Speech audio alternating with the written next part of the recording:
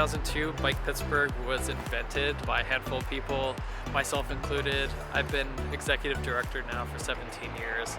We came out with the very first bike map of Pittsburgh in 17 years. Passed a law to make it legal to put bike racks in city sidewalks. Pushed for a complete streets policy that was adopted at all levels of government. We got bike racks on the front of buses. We've taken the bike lanes from about 5 miles only concentrated in city parks to about a 100-mile network. The party was fantastic. We got hundreds of people, old friends and new supporters there. It was great to celebrate our milestone with so many people.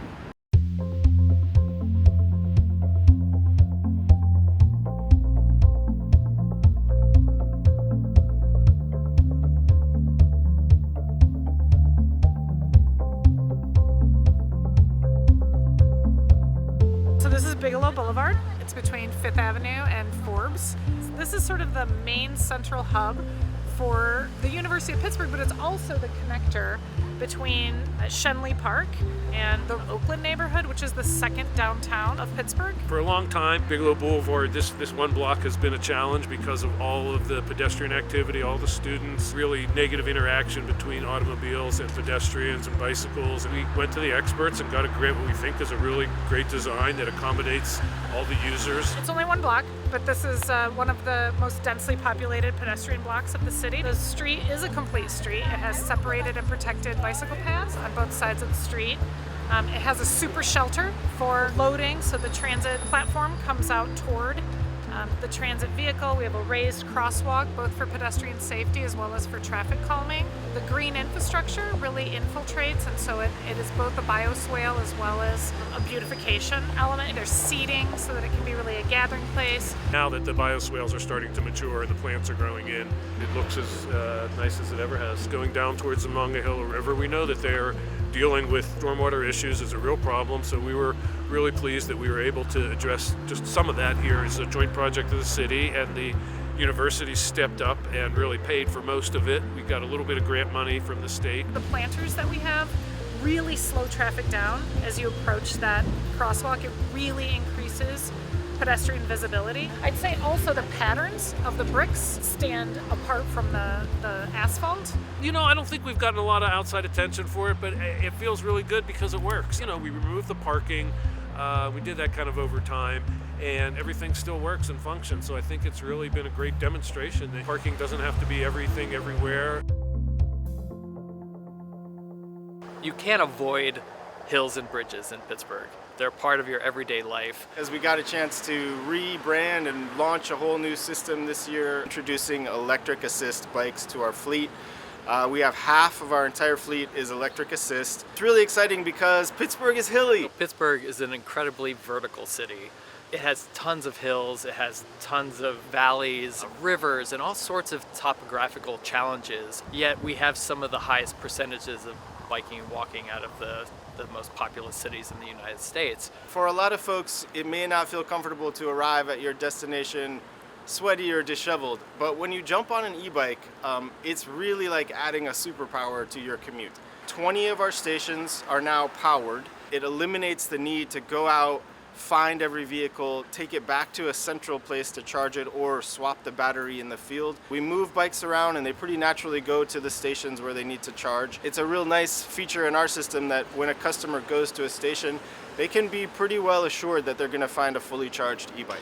It's a great way to get around. The city is compact, everything is nearby. It's a lot more fun to bike and scoot to destinations than it is to drive. An e-bike makes a lot of sense here. I really didn't expect to ever have an e-bike in my life, but now that I've had one, it's been a real game changer.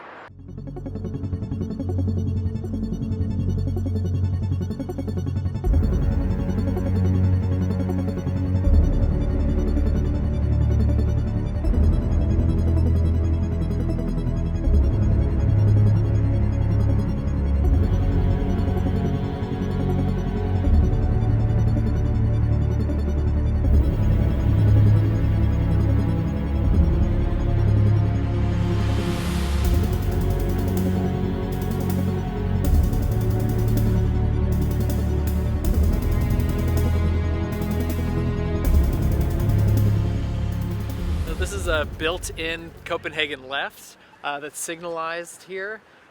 It's also an all-walk, so you can see there's a Barnes dance going on right now. It makes it really easy for students and staff and faculty of Carnegie Mellon to get across this pretty busy street here, which is Forbes Avenue.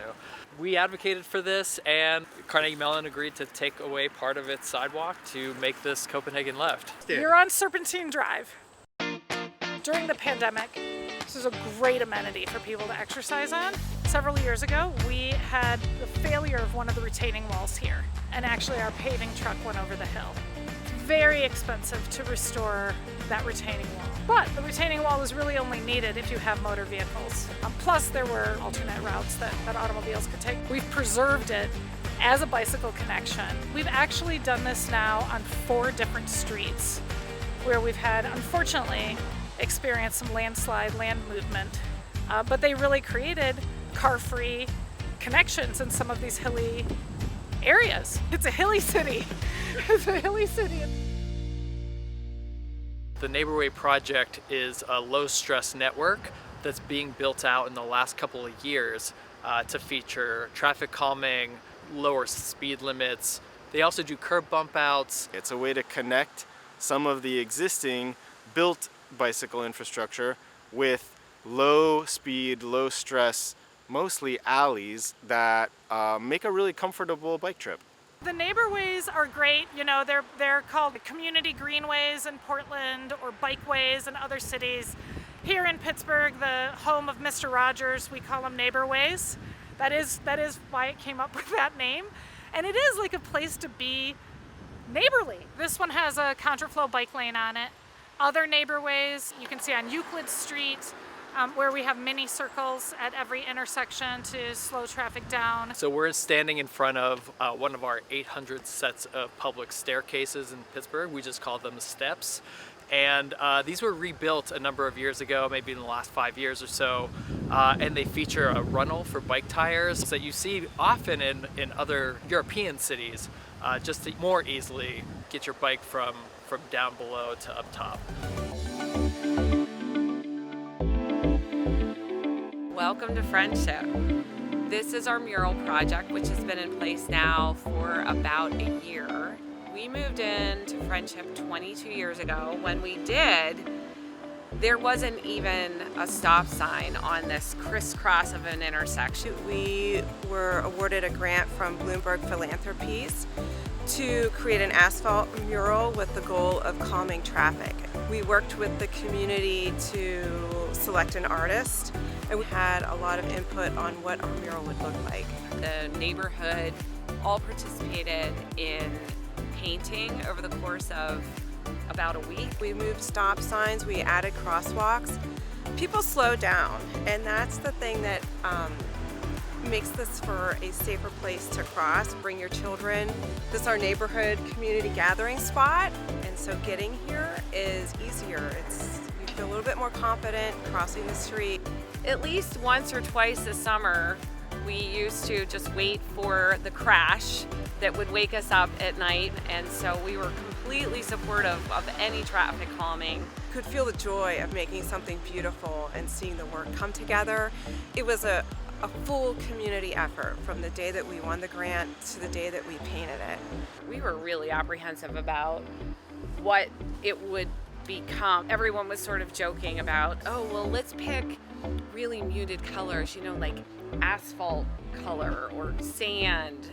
And of course, once we started painting and seeing really what it was going to look like, we're really grateful for the vibrancy. It turned out amazing. We love it.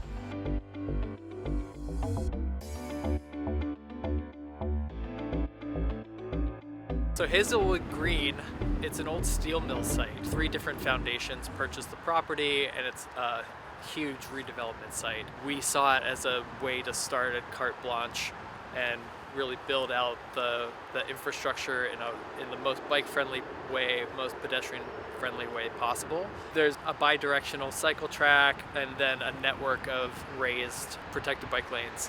Over the course of the next 10 to 20 years, it's going to be live, work, play. It's going to be a mixed-use site.